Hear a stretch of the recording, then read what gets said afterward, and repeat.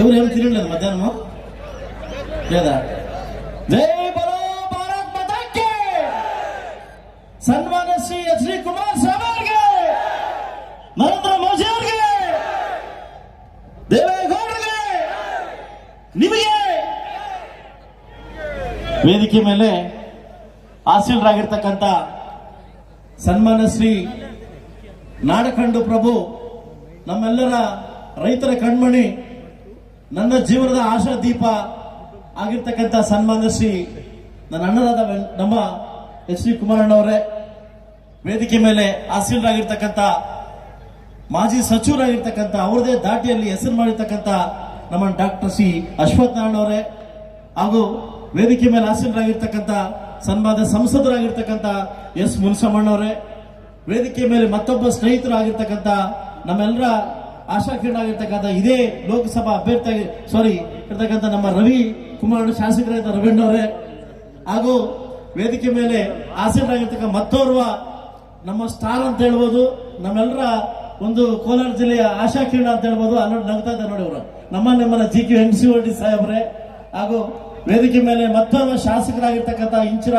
ಗೋವಿಂದರಾಜಣ್ಣವರೇ, ಹಾಗೂ ನಿಮ್ಮೆಲ್ಲರ ಶಾಸಕರು ಆಗಿರ್ತಕ್ಕಂಥ ಸಕಲೇಶ್ವರನ ನಮ್ಮ ಅಣ್ಣನ ಸಮಾನ ಆಗಿರ್ತಕ್ಕಂಥ ಸಿಮೆಂಟ್ ಮಂಜು ಅವರೇ, ಹಾಗೂ ವೇದಿಕೆ ಮೇಲೆ ಆಸೀನರಾಗಿರ್ತಕ್ಕಂಥ ನಮ್ಮ ಕೆ ಎಸ್ ಮಂಜುನಾಥ್ ಗೌಡ್ರೆ, ಹಾಗೂ ನಮ್ಮ ವರ್ತೂರ್ ಪ್ರಕಾಶ್ ಅವರೇ, ಹಾಗೂ ಜೆ ಕೆ ಕೃಷ್ಣಾರೆಡ್ಡಿನವರೇ, ಹಾಗೂ ನಮ್ಮ ವರ್ತೂರ್ ಪ್ರಕಾಶ್ ಆಯ್ತು. ಸೊ ಅದೇ ರೀತಿ ನಮ್ಮ ವೆಂಕಟೇಶ್ ಅವರೇ, ನಮ್ಮ ಸಿಕಲ್ ರಾಮಚಂದ್ರ ಗೌಡ್ರೆ, ಈ ಸ್ವಲ್ಪ ಪಕ್ಕಕ್ಕೆ ಬನ್ನಿ, ಹಾಗೂ ನಮ್ಮ ಗೋಪೇಣ್ಣವರೇ, ನಮ್ಮ ಮಹಿಳಾ ಸಂಘದ ಅಧ್ಯಕ್ಷರಾಗಿರ್ತಕ್ಕಂಥ ರಶ್ಮಿ ರಾಮೇಗೌಡ್ರೆ, ನಮ್ಮ ಸಿ ಎಂ ಆರ್ ಶ್ರೀನಾಥಣ್ಣವರೇ, ಹಾಗೂ ನಮ್ಮ ಸಿಗಳಿ ಸಿಂಧೂರವರೇ, ಊಡಿ ವಿಜಯಣ್ಣವರೇ, ಹಾಗೂ ನಮ್ಮೆಲ್ಲರ ಕೆ ವಿ ಶಂಕರಪ್ಪನವರೇ, ಹಾಗೂ ನಮ್ಮ ಸಂಪಂಗಣ್ಣವರೇ, ವೆಂಕಟಮಣ್ಣವರೇ, ಹಾಗೂ ಎಂ ನಾರಾಯಣಸ್ವಾಮಣ್ಣವರೇ, ಅಧ್ಯಕ್ಷರಾಗಿರ್ತಕ್ಕಂಥ ಡಾಕ್ಟರ್ ವೇಣುಗೋಪಾಲ್ ಅವರೇ, ಹಿಂದೆ ಕೂತಿರ್ತಕ್ಕಂಥ ಎಲ್ಲ ಮಹನೀಯರಿಗೂ, ಮುಂದೆ ಕೂತಿರ್ತಕ್ಕಂಥ ಎಲ್ಲ ಮಾಧ್ಯಮ ಮಿತ್ರರಿಗೂ, ಹಾಗೂ ಎಲ್ಲ ನನ್ನ ಕಾರ್ಯಕರ್ತ ಬಂಧುಗಳಿಗೆ ನಮಸ್ಕರಿಸುತ್ತಾ, ಇವತ್ತಿನ ಏನು ಈ ದೊಡ್ಡ ಬೃಹತ್ ಸಭೆಯನ್ನ ಈ ಮುಳಬಾಗಿಲು ತಾಲೂಕಲ್ಲಿ ನಾವು ಹಮ್ಮಿಕೊಂಡಿದ್ದೀವಿ. ತಮ್ಮೆಲ್ಲರಿಗೂ ಗೊತ್ತಿದೆ, ಇವತ್ತಿನ ನಮ್ಮ ಅಭ್ಯರ್ಥಿ ಆಗಿರ್ತಕ್ಕಂಥ ನಮ್ಮೆಲ್ಲರ ಅಭ್ಯರ್ಥಿ NDA ಅಭ್ಯರ್ಥಿಗೆ ಪರವಾಗಿ ಮತ ಕೇಳಿ ಬಂದಿದ್ದೀವಿ. ಇವತ್ತು ಬೃಹತ್ ಮೆರವಣಿಗೆ ಮೂಲಕ ಇವತ್ತು ಸಂಜೆಯ ಕಾರ್ಯಕ್ರಮನ ಏರ್ಪಡಿಸಿ ಮಾಡಿದ್ವಿ. ಸೊ ನೀವೆಲ್ಲರೂ, ನಾನೇನು 2-3 ದಿವಸದಿಂದ ನಿಮ್ಮ ಪಂಚಾಯತಿಗೆ ಬಂದು ನಿಮ್ಮನ್ನು ಕೇಳ್ಕೊಂಡ್ವಿ, ಇವತ್ತು ಕಾರ್ಯಕ್ರಮ ಇದೆ, ಬನ್ನಿ ಅಂತ ಒಂದು ಸಹಸ್ರಾರು ಸಂಖ್ಯೆಯಲ್ಲಿ ನೀವು ಬಂದಿದ್ದೀರಿ. ಇದು ಯಾರು ನಾವು ತಂದ ಜನ ಅಲ್ಲ, ಇವೆಲ್ಲ ನೀವು ಬಂದಿರ್ತಕ್ಕಂಥ ಜನ. ನೀವು ನಮಗೆ ಪ್ರಾಮಿಸ್ ಮಾಡಬೇಕು, ನಾವು 4 ಜನ ಮಾತಾಡ್ತೀವಿ. ನಾನಾದ್ಮೇಲೆ ಮುನ್ಸಮ್ಮಣ್ಣವರು, ಅಶ್ವಥ್ ನಾರಾಯಣ ಮತ್ತು ಕುಮಾರಣ್ಣ ಮಾತಾಡ್ತಾರೆ. ಅಲ್ಲಿ ತನಕ ನೀವು 1 ಗಂಟೆ ಕಾಲ ನನ್ನ ಜೊತೆ ಇರಬೇಕಂತ ಕೇಳ್ಕೊಂತ ಇದ್ದೀನಿ. ಇವತ್ತಿನ ಪರಿಸ್ಥಿತಿ, ರಾಜಕಾರಣದ ಪರಿಸ್ಥಿತಿ ಹೇಗಾಗ್ತಾ ಇದೆ ಅಂತ ತಮ್ಗೆಲ್ರಿಗೂ ಗೊತ್ತಿದೆ. ಈ ಕಾಂಗ್ರೆಸ್ ಈ ಬಿಟ್ಟಿ ಗ್ಯಾರಂಟಿಗಳನ್ನ ಕೊಟ್ಟು ನಮ್ಮನ್ನು ಸೋಮಾರಿತನ ಯಾವ ರೀತಿ ಮಾಡಿದೆ ಗೊತ್ತಿರಲಿ. ಸ್ನೇಹಿತರೆ, ಇಡೀ ಭಾರತ ದೇಶಕ್ಕೆ ಇವತ್ತು ಆದಾಯವನ್ನು ಕೊಡ್ತಕ್ಕಂಥ ನಮ್ಮ ಸೌತ್ ಇಂಡಿಯಾ, ಇವತ್ತೇನು ನಮ್ಮ ರಾಜ್ಯಗಳಲ್ಲಿ ಕರ್ನಾಟಕ ರಾಜ್ಯ ನಂಬರ್ 1 ಆಗಿದ್ದೀವಿ.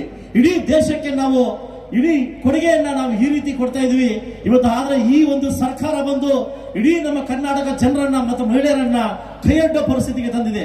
ಇವತ್ತು ಭೂಮಿ ಕೈಯಡ್ಡ ಪರಿಸ್ಥಿತಿ ಬಂದಿದ್ದೀವಿ. ಪ್ರತಿ ತಿಂಗಳು ಅವ್ರು ಹಾಕುವಂತ ಒಂದು ಏನು ಗ್ಯಾರಂಟಿಗಳನ್ನ ಈ ಮಟ್ಟಕ್ಕೆ ತಂದಿದ್ದೀವಿ. ಇವತ್ತು ನಾವು ಯಾವ ವ್ಯಕ್ತಿ ಯಾವ ಮನೆಯಲ್ಲಿ ನಾವು ದುಡ್ಡು ತಿನ್ನುವಂತಕ್ಕ ಶಕ್ತಿ ಬೆಳೆದದೋ ಆ ಮನೆ ಅಭಿವೃದ್ಧಿವಾಗಿರ್ತದೆ. ಆದ್ರೆ ಯಾವುದೇ ಬಿಟ್ಟಿ ಕಾರ್ಯಕ್ರಮ ನಾವು ಯೋಚನೆ ಮಾಡಿ ಅದಂತ ಕಾಯುವಂತ ಪರಿಸ್ಥಿತಿ ಏನ್ ಬಂದಿದೆ. ಈ ಬಿಟ್ಟಿ ಕಾರ್ಯಕ್ರಮಕ್ಕೆ ಮೋಸ್ಟ್ಲಿ ಎಲೆಕ್ಷನ್ ಆದ್ಮೇಲೆ ಇದ್ರ ಒಂದು ಹವಾ ಕಮ್ಮಿ ಆಗುತ್ತೆ. ಬಹುಶಃ ನನ್ನ ಪ್ರಕಾರ ನಿಲ್ಲಿಸ್ತಾರೆ. ಯಾಕಂದ್ರೆ ಈಗಾಗಲೇ ಗೊತ್ತಾಗಿದೆ, ದೇಶದ ಅಭಿವೃದ್ಧಿಗೋಸ್ಕರ ಮೋದಿ ಬೇಕು. ಇವತ್ತು ಅಂತ ಮೋದಿ ಅವರನ್ನ ನಮ್ಮ ಕರ್ನಾಟಕದ ಒಂದು ರಾಜ್ಯದ ರೈತರು, ನಮ್ಮ ಅಪ್ಪಾಜಿ ದೇವೇಗೌಡರು ಒಪ್ಕೊಂಡಿದ್ದಾರಂತೆ. ಅವ್ರ ಮನಸ್ಸು ಹೇಗಿರ್ಬೇಕದು ನಮ್ಮ ರಾಜ್ಯಕ್ಕೋಸ್ಕರ ಅಲ್ಲ, ನಮ್ಮ ರಾಷ್ಟ್ರಕ್ಕೋಸ್ಕರ ನಾವೆಲ್ಲ ಅಭಿವೃದ್ಧಿ ಆಗಬೇಕಾದ್ರೆ ಈ ದೇಶಕ್ಕೆ ಮತ್ತೊಮ್ಮೆ ಅಧಿಕಾರ ಮೋದಿಜಿಯವರು ಬೇಕಾಗುತ್ತೆ. ಸೊ ಇದರಿಂದ ಕಾಂಗ್ರೆಸ್ ಗೊತ್ತು ನಾವು ಗೆಲ್ಲಲ್ಲ, ಬಟ್ ಆದ್ರೂ ನಮ್ದು ಒಂದು ಸೀಟ್ ಇರ್ಲಿ, ನಮ್ದು ಒಂದು ಟವಲ್ ಇರ್ಲಿ ಅಂತ ಟವಲ್ ಹಾಕಿದ್ದಾರೆ. ಈ ಕಾಂಗ್ರೆಸ್ ಬಗ್ಗೆ ಗೊತ್ತಿದೆ ಏನೇನು ಅವಾಂತರ ನಡೀತಾ ಇದೆ, ಯಾವ ರೀತಿ ನಡೀತಾ ಇದೆ ಅಂತ. ಬಹುಶಃ ಯಾರೋ ಮನೆ ನಮ್ಮ ನಾಯಕರೊಬ್ರು ಮಾತಾಡ್ತಾ ಇದ್ರು, ಕುಮಾರಸ್ವಾಮಿ ಅವ್ರ ಬಗ್ಗೆ ಮಾತಾಡ್ತಾ ಇದ್ರು. ಬಹುಶಃ ಮುಳಬಾಗಿಲ ಕೆಲವು ನಾಯಕರು ಏನ್ ಮಾತಾಡ್ತಾರೆ, ಮೋದಿ ಬಗ್ಗೆ ಮಾತಾಡ್ತಾವ್ರೆ. ಈ ಚಿಕ್ಕ ಪಂಚಾಯತಿ ಲೀಡರ್ ಕೂಡ ಮೋದಿ ಬಗ್ಗೆ ಮಾತಾಡ್ತಕ್ಕಂಥ ಅವಶ್ಯಕತೆ ಬಂದ್ಬಿಟ್ಟಿದೆ ಅದಲ್ವಾ. ಯಾರೋ ಒಬ್ರು ಮಾತಾಡ್ತಾ ಇದ್ರು, ಇವತ್ತು ಊರು ಬಿಟ್ಟು ಊರಿಗೆ ಹೋಗಿದ್ದಾರೆ, ಬಹುಶಃ ಮುಂದಿನ ದಿವಸ ಅಫ್ಘಾನಿಸ್ತಾನಕ್ಕೂ ಪಾಕಿಸ್ತಾನಕ್ಕೆ ಹೋದ್ರೂ ಹೋಗ್ಬೋದು ಕುಮಾರಸ್ವಾಮಿ ಅಂತ ಒಬ್ರು ಹೇಳ್ತಾ ಇದ್ರು. ನಾನೊಂದು ಮಾತು ಹೇಳ್ತೀನಿ ನಾಯಕರಿಗೆ, ಬಹುಶಃ ಅಫ್ಘಾನಿಸ್ತಾನದಲ್ಲಿ ಬದಲಾವಣೆ ಬೇಕಿದ್ರೆ, ಪಾಕಿಸ್ತಾನ ಅಭಿವೃದ್ಧಿ ಬೇಕಾದ್ರೆ ನಾವು ಕುಮಾರಣ್ಣ ಕಳ್ಸಕ್ ರೆಡಿ ಇದೀವಿ, ನಾವು ಕುಮಾರಣ್ಣ ಕಳ್ಸಕ್ ರೆಡಿ ಇದೀವಿ. ಬಹುಶಃ ಕಾಂಗ್ರೆಸ್ನ ಸ್ಥಿತಿಗತಿ ಏನಾಗಿದೆ ಅಂತ ತಮಗೆಲ್ಲ ಗೊತ್ತಿದೆ.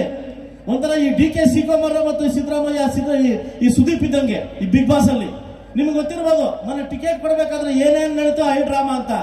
ನಮ್ಮ ಕೋಲಾರದ ಮಾನ ಮರ್ಯಾದೆ ಒಂದು ಟಿವಿಗಳಲ್ಲಿ ಹರಾಜು ಮೇಲೆ ಹರಾಜು ಹಾಕಿದೆ. ಬಹುಶಃ ಸಿದ್ದರಾಮಯ್ಯ ಎಲ್ಲ ಕಡೆ ಹೇಳ್ತಾ ಇದ್ದಾರೆ ಬಿಜೆಪಿ ಮತ್ತು ಜೆಡಿಎಸ್ ಅಪವಿತ್ರ ಅಪವಿತ್ರ. ಬಹುಶಃ ಕೆ ಎಸ್ ಮುನಿಯಪ್ಪ ನೋಡಿ ಹೇಳ್ಬೇಕಾಗುತ್ತೆ ಅಪವಿತ್ರ ನಿಮ್ದ ನಮ್ದ ಅಂತ.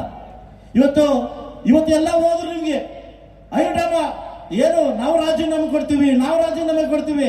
ನಾನು ವೇದಿಕೆಯಲ್ಲಿ ಒಂದು ಪ್ರಶ್ನೆ ಕೇಳ್ತೀನಿ ನಾಯಕರಿಗೆ, ನೀರಿಗಾಕಿ ರಾಜೀನಾಮೆ ಕೊಡಕ್ ಹೋದ್ರ, ರೈತರಿಗಾಗಿ ರಾಜೀನಾಮೆ ಕೊಡಕ್ ಹೋದ್ರ, ಅಭಿವೃದ್ಧಿಗೆ ದುಡ್ಡು ಬಂದಿಲ್ಲ ಅಂತ ರಾಜೀನಾಮೆ ಕೊಡಕ್ ಹೋದ್ರ, ಮನೆ ಬಜೆಟ್ ಅಲ್ಲಿ ಕೋಲಾರ ಜಿಲ್ಲೆಗೆ ಶೂನ್ಯ ಬಂತ ರಾಜೀನಾಮೆ ಕೊಡಕ್ ಹೋದ್ರ? ಅಲ್ಲ, ಕೆ ಎಸ್ ಮುನಿಯಪ್ಪ ಅಳಿದು ಕೊಡ್ಬೇಕಂತ ಕೊಡಬಾರ್ದು ಅಂತ ರಾಜೀನಾಮೆ ಕೊಡಕ್ ಹೋದ್ರು. ಇವತ್ತಿನ ಮನೆಯೊಂದು 3 ಬಾಗಿಲು, ಮುಳುಬಾಗ್ಲಲ್ಲ, ಇಡೀ ಕೋಲಾರ ಜಿಲ್ಲೆ ಮನೆಯೊಂದು 3 ಬಾಗ್ಲಾಗಿದೆ. ಒಂದು ಗುಂಪು ರಮೇಶ್ ಕುಮಾರ್, ಇನ್ನೊಂದು ಗುಂಪು ಕೆ ಎಸ್ ಮುನಿಯಪ್ಪ. ಪಾಪ ಅವ್ನು ನೋಡ್ರೆ ಅಯ್ಯ ಅನ್ಸುತ್ತೆ ಗೌತಮ್, ಇನ್ನೊಂದು ಗುಂಪು ಗೌತಮ್. ನೀವು ಕಂಡ್ಕೊಳ್ಳಿ, ನಮಗೆ ಹೇಗೆ ಒಂದೇ ಗುಂಪು, ಎಲ್ಲಿ ತನಕ ಒಗ್ಗಟ್ಟನ್ನ ಪ್ರದರ್ಶನ ಮಾಡ್ತೀವಿ. ಬಿಜೆಪಿ ಜೆಡಿಎಸ್ ಒಂದೇ ಗುಂಪು, ಎಲ್ಲಾದ್ರೂ ನಮ್ಮ ಗಲಾಟೆಗಳಿದಾವ?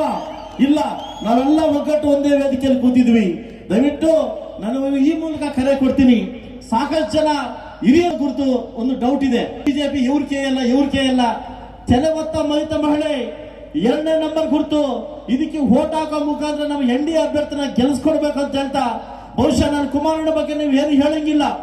ಕುಮಾರಣ್ಣ ಬಗ್ಗೆ ಗೊತ್ತು, ಇಡೀ ಕರ್ನಾಟಕ ರಾಜ್ಯದ ಕುಮಾರಣ್ಣ ಆಶೀರ್ವಾದ ಮಾಡಕ್ ಕಾಯ್ತಾವ್ರೆ. ಇವತ್ತು ಭಾರತ ದೇಶದಲ್ಲಿ ಮೋದಿಯವರ ಸರ್ಕಾರದಲ್ಲಿ ಕುಮಾರಣ್ಣ ಏನಾದ್ರೂ ಕೇಂದ್ರ ಮಂತ್ರಿ ಆದ್ರೆ ಬಹುಶಃ ನಮಗೆಲ್ಲ ಎಷ್ಟು ಆರೋಗ್ಯಕರವಾಗಿರುತ್ತೆ ಅನ್ನೋದನ್ನ ನೀವು ಯೋಚನೆ ಮಾಡಬೇಕು. ಮುಳುಬಾಗಿಲು ತಾಲೂಕು ಜನಕ್ಕೆ ನಾನು ಕೈ ಮುಗಿದು ಭಿಕ್ಷೆ ಕೇಳ್ತಾ ಇದ್ದೀನಿ, 97,000 vote plus 2,800 vote, 1 lakh vote ನೀವು ಕೊಟ್ಟಿದ್ದೀರಿ. ನನ್ನ ಅಣ್ಣನ ಸಮಾಜ, ನನ್ನ ತಮ್ಮನ ಸಮಾಜ, ನನ್ನ NDA ಅಭ್ಯರ್ಥಿಗೆ ಇನ್ನೂ ಯಥೇಚ್ಛವಾಗಿ ಮತ ಕೊಡೋ ಮುಖಾಂತರವಾಗಿ ನನ್ನನ್ನ ಉಳಿಸ್ಕೊಂತೀರಿ. ಬಹುಶಃ ಇದರಲ್ಲಿ ಏನಾದ್ರು ಸೋತಿದ್ದೀನಿ ಅಂತಂದ್ರೆ ಬಹುಶಃ ನೆಕ್ಸ್ಟ್ ಅಭಿವೃದ್ಧಿಗೆ ನನಗೆ ಕುಂಠಿತವಾಗ್ತದೆ, ಮುಳುಬಾಗಿಲ ಹಣ ತರಲಿಕ್ಕೆ ನನಗೆ ಕುಂಠಿತವಾಗ್ತದೆ. ತಮ್ಮ ಗೊತ್ತಿರಲಿ, ಕಾಂಗ್ರೆಸ್ದ ಮೈಮಾಟ, ಕಾಂಗ್ರೆಸ್ ಯಾವ ರೀತಿ ಒಂದು ನಾಟಕ ಆಡ್ತೀನಿ ತಮ್ಗೆಲ್ಲ ಗೊತ್ತಿದೆ. ಎಲ್ಲ ಯಾರೊಬ್ಬ ಮಹಾನ್ ಬಾಬರು ಹೇಳ್ತಾ ಇದ್ರು, ಹೆಣ್ಣು ಮಕ್ಳು ಏನಾದ್ರು ವೋಟ್ ಹಾಕಿಲ್ಲ ಅಂದ್ರೆ 2,000 ನಿಲ್ಲಿಸ್ತೀವಿ. ಏನ್ ನಿಮ್ಮ ಅಪ್ಪನ ದುಡ್ಡನ್ನು ನಿಲ್ಲಿಸ್ತೀರಾ? ನಿಮ್ಮ ಅಪ್ಪನ ದುಡ್ಡನ್ನು ನಿಲ್ಲಿಸ್ತೀರಾ? ನಮ್ದೇ ತೆರಿಗೆ, ನಮ್ದೇ ದುಡ್ಡು, ನಮ್ಮ ಬಸ್ ಕೊಡ್ತಾ ಇದ್ದೀರಿ. ನೀವೇನಾದ್ರೂ ಹಾಕಿಲ್ಲ ಹೆಣ್ಮಕ್ಳು ಅಂದ್ರೆ 2,000 ನಿಲ್ಲಿಸ್ತೀವಿ. ನೀವು ಯೋಚನೆ ಮಾಡಿ, ಗಂಡು ಮಕ್ಕಳಿಗೆ ಎಣ್ಣೆ ರೇಟ್ ಜಾಸ್ತಿ ಮಾಡಿ ಹೆಣ್ಮಕ್ಳಿಗೆ 2,000 ಕೊಡ್ತಾವ್ರಿ. ನಾನು ಕುಮಾರಣ್ಣ ಹೇಳಿದ್ರು, ನನ್ನ ತಾಯಿಂದ್ರು ಅಂತ ಹೇಳಿದ್ರು, ಹೆಣ್ಮಕ್ಳು ಅಂತ ಹೇಳಿಲ್ಲ, ನನ್ನ ತಾಯಿಂದ್ರು. ಈ ಗ್ಯಾರಂಟಿಗಳ ನಿಮ್ಮ ದಿಕ್ಕು ತಪ್ಪಿಸ್ತಾವ್ರೆ. ತಪ್ಪ ಮಾನವ ಮುಖ್ಯಮಂತ್ರಿಗಳ ನಿಮ್ಮೊಂದು ಮಾತು ಕೇಳ್ತೀನಿ, ನಿಮ್ಮ ಮುಳುಬಾಗಿಲು ತಾಲೂಕು ನಿಮ್ಮ ಕೊಡುಗೆ ಏನು? ಏನ್ ಅಭಿವೃದ್ಧಿ ದುಡ್ಡು ಕೊಟ್ಟಿದ್ರಿ ನಮಗೆ? 2 ಬಜೆಟ್ ಅಲ್ಲಿ ಏನ್ ಕೊಟ್ಟಿದ್ರಿ ನಮಗೆ? ಪಕ್ಕದ ಕೋಲಾರ ಕ್ಷೇತ್ರ SC amount, TSP SC amount 1.5 ಕೋಟಿ, ಬಂಗಾರಪೇಟೆ 1.5 ಕೋಟಿ, ನನಗೆ 33 ಲಕ್ಷ. ನಾನು ನಿನ್ನ ಪ್ರಜಾಪ್ರಭುತ್ವದಲ್ಲಿ ನಾನು MLA ಆಗಿಲ್ವಾ? ನಾನು JDS ಅಂದಿದ್ದಕ್ಕೆ ನಾನು ಖಂಡನೆ ಮಾಡ್ತೀರಾ ನಿಮಗೆ? ನೀವೇನ್ ಹೇಳ್ತೀರಿ? ನೀವು ಮಾತಾಡಿದ್ರೆ ಸೆಂಟ್ರಲ್ ಗವರ್ಮೆಂಟ್ ನಮಗೆ ಮೋಸ ಮಾಡ್ತಾವ್ರೆ, ಸೆಂಟ್ರಲ್ ಗವರ್ಮೆಂಟ್ ಮೋಸ ಮಾಡ್ತಾವ್ರೆ. ನೀವು ಮಾಡ್ತಕ್ಕಂಥ ಏನು? ನಿಮ್ಮ ಶಾಸಕರಿಗೆ 25 ಕೋಟಿ ಅನುದಾನ ಕೊಟ್ಟಿದ್ರಿ, ನಮ್ಗೆ 1 ರೂಪಾಯಿ ಕೊಟ್ಟಿಲ್ಲ. ಅವ್ರು ಯಾರ ಮಕ್ಕಳು, ನಾವ್ ಯಾರ ಮಕ್ಕಳು ಆಗಿದ್ರೆ? ನೀವು ಕರೆಕ್ಟ್ ಆಗಿದ್ರೆ, ನೀವು ನೀತಿ ನಿಯತ್ತಾಗಿದ್ರೆ ಎಲ್ಲಾ ಶಾಸಕರನ್ನ ಒಗ್ಗೂಡಿಸಿ ಕರೆಕ್ಟ್ ಹೋಗಿ. ಇಡೀ ಕರ್ನಾಟಕ ಸರ್ಕಾರ ನೀವು ಬೇರೆ ಇಲ್ಲ, ನಾವು ಬೇರೆ ಇಲ್ಲ. ನಾನು ಶಾಸಕನಾಗಿದ್ದೀನಿ, ನೀವು ಶಾಸಕರಾಗಿದ್ದೀರಿ. ನೀವು ಶಾಸಕರಾಗಿದ್ದಕ್ಕೆ ಮುಖ್ಯಮಂತ್ರಿ ಆಗಿದ್ದು. ಇವತ್ತು ಮುಳುಬಾಗಿಲು ತಾಲೂಕಿಗೆ ಎಲ್ಲಾ ಅಭಿವೃದ್ಧಿ ಕುಂಠಿತ ಮಾಡ್ತಾ ಇದ್ರಿ. ನಾವು ಮಾಡಿ ತಪ್ಪಾದ್ರೆ ಏನು? ಯಾವುದೇ ರೀತಿ ಮೈನಾರಿಟಿ ಅಮೌಂಟ್ ಎಲ್ಲರಿಗೂ ಹಂಚ್ಕೊಂಡ್ ಬಂದ್ರಿ, ನನಗೆ ಶೂನ್ಯ ಕೊಟ್ಟಿದ್ರಿ. ಯಾಕೆ ಇಲ್ಲಿ ಮೈನಾರಿಟಿ ಜನ ಇಲ್ವಾ? ಅವ್ರ ಅಭಿವೃದ್ಧಿ ಆಗ್ಬೇಕಾಗಿಲ್ವಾ? ಎಲ್ಲದರಲ್ಲಿ ಖಂಡನೆ ಮಾಡ್ತೀರಿ. ಎಲ್ಲಾ ಕ್ಷೇತ್ರಕ್ಕೂ, ಕೋಲಾರ ಕ್ಷೇತ್ರಕ್ಕೆ 10 ಕೋಟಿ ಕೊಟ್ಟಿದ್ರಿ ಮೈನಾರಿಟಿಯವರಿಗೆ. ಇಲ್ಲಿನ ಮೈನಾರಿಟಿಯವರಿಗೆ 1 ರೂಪಾಯಿ ಕೊಟ್ಟಿಲ್ಲ. ಈ ಮೈನಾರಿಟಿ ಜನ ಅರ್ಥ ಮಾಡ್ಕೋಬೇಕು, ಈ ದಲಿತರ ಅರ್ಥ ಮಾಡ್ಕೋಬೇಕು. ಒಬ್ಬ ದಲಿತ ವ್ಯಕ್ತಿಯಾಗಿ ಹೇಳ್ತಾ ಇದ್ದೀನಿ ನಿಮ್ಗೆ, ಇವತ್ತು ವೋಟ್ ಹಾಕ್ಬೇಕಾದ್ರೆ ಮತ್ತೆ ದಲಿತರು ಬೇಕು, ಮುಸ್ಲಿಮ್ಸ್ ಬೇಕು. ಹಣ ಕೊಡ್ಬೇಕಾದ್ರೆ ಯಾರು ಬೇಕಾಗಿಲ್ಲ.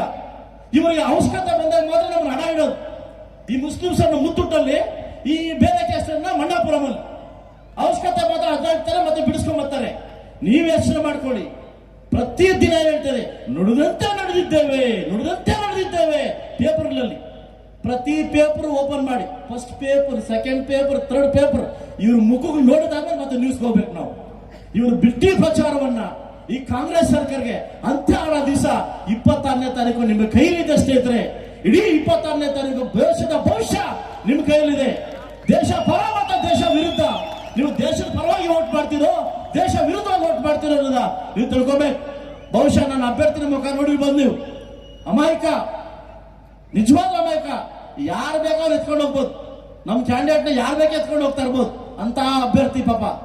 ಆದ್ರೆ ಗಲಿಬಿಲಿ ಅಭ್ಯರ್ಥಿ ಅಲ್ಲ. 2 ಸರಿ ಸೋತಿದ್ದಾರೆ ಆ ವ್ಯಕ್ತಿ. 2 ಸರಿ ಸೋತಿದ್ದಾರೆ. ಇವತ್ತು ನಾನು ಒಂದು ಕರೆ ಮಾಡ್ತೀನಿ, ಒಂದು ಕೂಗು ಹೇಳ್ತೀನಿ ರೈಟ್ ಕಮ್ಯುನಿಟಿ ಅವರಿಗೆ. ನೀವು ಹೇಳ್ಕೊಂಡಿದ್ದೀರಿ ಬಹುಶಃ ನನ್ನ ಮೇಲೆ ಒಬ್ಬ ಬೋವಿ ಕ್ಯಾಂಡಿಡೇಟ್ ಬಂದಿದ್ದ, ನನಗೂ ಎಲ್ಲ ಒಂದ್ ಕಡೆ ಭಯ ಆಯ್ತು, ಬೋವಿ ಜನಾಂಗೆಲ್ಲ ಅವ್ರು ಓಟ್ ಹಾಕ್ಬಿಡ್ತಾರೆ ಅಂತ.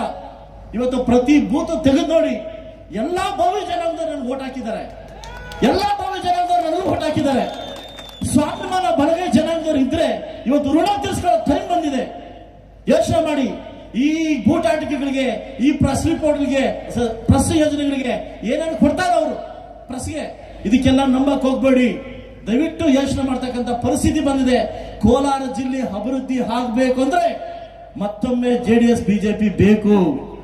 ನೀವು ಯೋಚನೆ ಮಾಡಕ್ಕೆ ಬೇಕು.